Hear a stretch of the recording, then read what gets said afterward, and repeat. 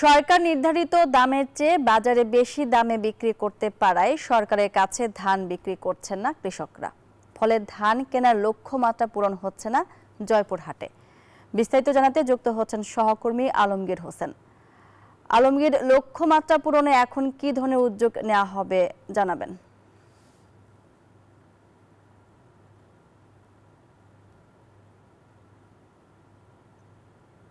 ধন্যবাদ মনি।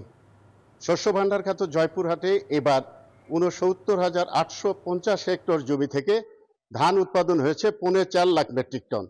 কিন্তু ব্যাপক ধান উৎপাদন হলেও শুধুমাত্র দাম কম থাকায় কৃষকরা কিন্তু খাদ্য গুদামে ধান বিক্রি করতে আসছেন না।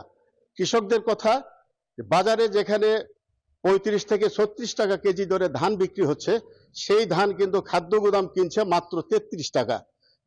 বাজার অনুযায়ী দাম কম হওয়ার কারণে কৃষকরা কিন্তু খাদ্য গোদামে ধান বিক্রি করতে আসছেন না। তাদের একটাই অভিযোগ যে শুধুমাত্র দাম কম নয়, খাদ্য গোদামে ধান দিতে গেলে তাদের যে নানা বিড়ম্বনার শিকার হতে হয়, এই বিড়ম্বনা থেকে রক্ষা পেতে তারা দামও বেশি পাচ্ছেন বাজারে, পাশাপাশি তারা নগদ টাকাও পাচ্ছেন, যার কারণে তারা বাজারে ধান বিক্রি করতে স্বাচ্ছন্দ্য বোধ করছেন।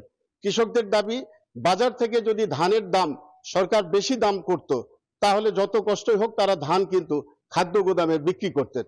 যার ফলে এই সিজনে, এই মৌসুমে কিন্তু জয়পুরহাটে ৪,৮৩৯ মেট্রিক টন ধান কেনার কথা থাকলেও সরকারিভাবে কিন্তু এই পর্যন্ত ধান কেনা হয়েছে মাত্র ৮৭ মেট্রিক টন।